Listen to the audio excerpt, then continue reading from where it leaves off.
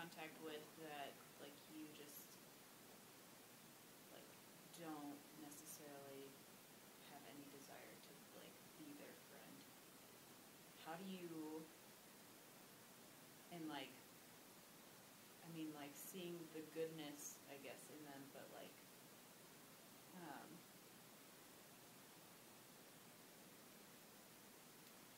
I don't know what I'm trying to say. Like, that element of, like, there are people, like, you are just naturally more attracted to certain people, and you want to hang out with them. Is that wrong? Because you're going to meet people that, like, you're just not... Or that are attracted to you, but, like... Broken ducks. Yeah, not that you, like, think anything less of them, but, like, at the same time, you're not going to go to the depths, to the same depths with them as... But they think that they want to. Or they're just, like, so oblivious that they, like, think that you're, like, best friends and you don't necessarily want to, like, hurt that person. And I don't know. I mean, you want to be nice, but you also don't want to be... Okay. There's two levels, and you're always at those two levels. A lot of times, I'm at one level and I don't speak the other, and so people misunderstand me. It's like one of my constant problems in life. But I'm always at these two levels. With Christ and his look at the person, you're able to have mercy. And this means you have a friendship, in quotes, because of Christ and by Christ. At the level of your reason, you have justice. And this means you have a friendship as good and to the level of goodness.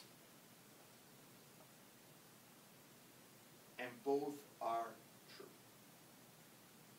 So you've got to be able to look at that person who's coming at you and be like, this guy is a broken duck.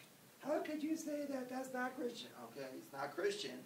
I'm not going to stay there. I'm not going to treat him like a broken duck. I'm going to love him infinitely. I'm going to say I can't judge him. I'm going to say I don't know his heart. I'm going to say he's better than me. I'm going to say all of that in Christ in the gaze of faith. But at the same time, to the degree that I have to use my reason, will I give him my debit card? No. This allows my reason, justice, allows me to draw prudent choices, to make prudent choices, and to draw prudent boundaries. And yet, I have to always put that prudence as secondary to the overwhelming desire that I have that I really don't know. So you have to be able to be like, so Broken Duck comes along and says, hey, why don't you let me drive your car? The answer is no. Not because you are a bad person, but because I'm not sure I can trust you. I don't know you. See the difference? You might be fine at driving, and you might be a wonderful person. And but I'm not going to give you my car keys because I don't feel like I can surrender what I see just because I'm also convinced there's something bigger that I don't see. And I'm not willing to let you come into my house and eat at my table just because Christ commanded me to have mercy on you. There's many ways to have mercy, and I have to keep this human prudence based upon my reason. I have to keep it, and at the same time, I have to have that openness to say, I don't judge you. So an example of this would be, you've got a guy who says, here, let me shoot your gun. And you're like, no, I'm not going to let you shoot my gun. You don't trust me? Well, no, I don't trust you. But Jesus says to trust. Jesus says to not judge. You'd be like, I'm not judging you, Isolde, I don't know. But I'm not going to surrender either, my gun. I draw boundaries, and I don't hesitate to do that because my mind is present. But what when I do that acknowledging it's only as I can judge you. And there's a call for us as Christians to, even though I put up those boundaries, to find ways to affirm this person anyway. So I might have to put a wall that says, you know what, I'm going to ask that you not come to the meetings anymore. Why? Because you're scaring the girls. That's why. Because you sit and you stare at them. And then you ask them out. So I have to tell you, you can't come. No. That's not Christian. That's not great. Well, I didn't mean it. You don't know my heart. I don't. But I'm saying this, you're objectively hurting the girls. And you can't come anymore. Well, you want to play tennis sometime? Let's go play tennis. Or it's like the guy, the Colonel Kepler in Scarlet and the Black, the Nazi guy who hurts the priest. Oh, yeah. Remember the priest, even though he puts him in jail, he goes and visits him every week. And he saved his family. And he saved his family. That's you are an evil man. And yet I go beyond it, but I also keep that wall up there. I don't act like you don't deserve to be a person. You deserve to die. But, okay, that being said, to the degree that I can prudentially be with you, I do. So it's like, I mean, in that same context, you're at like a party, and you have like, you know, the people that are your friends and you want to hang out with, and then those same people that just don't mix They're as always well. awkward. Yeah. So, you know, there's like that like mercy of Christ and like, you know, being social, but it doesn't necessarily mean you have to like be with them all night. Or be there, like, Every single time. yeah. There's like ways to do it. And you have to have that freedom, you guys, because otherwise you don't respect enough the reality that God's given you.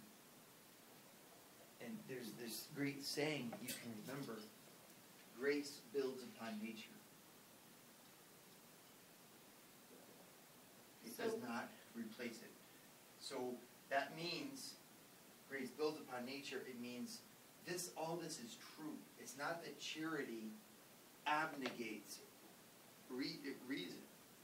It's that there has to be a zone where you don't close your heart off, even though you have to close off your timing. If you don't make a choice about who is a real friend, you spend your time being Mother Teresa to all the poor broken lepers in the world, well, you're never going to have a real friend. Yeah, and then, I mean, it gets really difficult. Yeah. Because you're also then if giving you false leave them, expectations. They have no one else. And they'll cling to you like nothing. Yeah. Yeah. And that's not really fair either, is it? No, like I feel like that happens frequently. It's always a really hard thing because, like, you know, on one hand you feel really bad for them, but at the same time it's like, yeah. I would think one practical thing you could do is, if it's a big party, then it's a big party. You're kind of open to whomever you're placed with. But you're also selective. They're not welcome at times where I've chosen to be with people that I want to be with. So you don't have to always invite them. And yeah, they'll get their feelings hurt, maybe, but that's their problem. Mm-hmm. I have a right to my friends. But I don't have a right to only and always be with my friends. Yeah.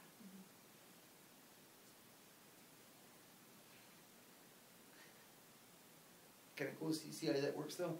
That's because these two levels, they are different, and they both have to be maintained. So you do is you say, hey, I have to think, and yet then I have to also believe. And my thoughts give me justice. I don't like you, but I'm not gonna shun you. I always owe a person politeness. So and that means respect. Because of that infinite, like the I don't know part, I always owe them respect. But they also owe me respect. And the fact that they are attracted to me because they don't have what I have, I can't replace that. Sometimes the best thing to do is force them to give it. I mean, by saying no, and that like I have an order of friendship, well, you're also keeping them from just sucking off of everybody else. See, but that's like, this is philosophy. is as if I was giving a talk in Christianity, I would say a lot differently. You know, I would emphasize the beauty of the cross and the mercy of Christ. But then I would also say, and yet, even Christ had friends. There's Peter, James, and John, and there's the other 9. Well, what about the other 9? Well, he doesn't seem to really care. He goes Peter, James, and John. And then he has the friendship with Martha, Mary, and Lazarus, where he goes and he says, because they were the friends of Jesus. So they were known as the friends of Jesus. What about all the other people? When it was the night before he went to his passion, he went with Martha, Mary, and John, and Lazarus. There's preferences. Even in the heart of Christ, he has preferences. He calls John and only John the beloved. Nobody else. Is that wrong? No, it's actually right. It's just very human. Okay, as such, friendship, so in goodness is an enduring thing, and each is good without qualification to his friend. So that means without qualification means not insofar as you are useful or pleasant, just for who you are. For the good are both good without qualification and useful. So if you're good, you're also going to be useful and you're going to be pleasant. So it's kind of cool. If you get this third level of friendship, which we don't have up here anymore, but if you have the third level of goodness, you're going to be the most pleasant of friends. And you're going to be the most useful. Kind of cool. Such a friendship is, as might be expected, permanent. Since they're meet in all the qualities that friends should have. That's really beautiful. Because such friendship is permanent, meaning it's kind of true. When you really become friends with someone who's good, you never leave that friendship. Even if you're separated, as soon as you come back, it's like you never left off. It's kind of cool. Instead of like, oh, I met him at the bar, it's good, now it's not. It's like, no. Every time I go back to that same person for coffee at their house, it's the same experience. Okay, and so forth and so on. You guys get it? Yep. Okay, we're going to put Aristotle aside. I just wanted to have you read this because it's just a classic text and see where he went from the philosophy of happiness over to the brief examination of friendship. He keeps on going. All of book 8 goes on about that, and it's really wonderful, and he talks about all kinds of different questions. Where we're going to go next is into the ethical act, and we're going to look at some of the, just like with art, where we had inspiration, into choice, into production, into the finished product, into contemplation, into rest. So we also, with ethics, will have from first love to intention to choice to counsel to deliberation to perion to choice. We're going to go through that and look at each one of those stages, and that will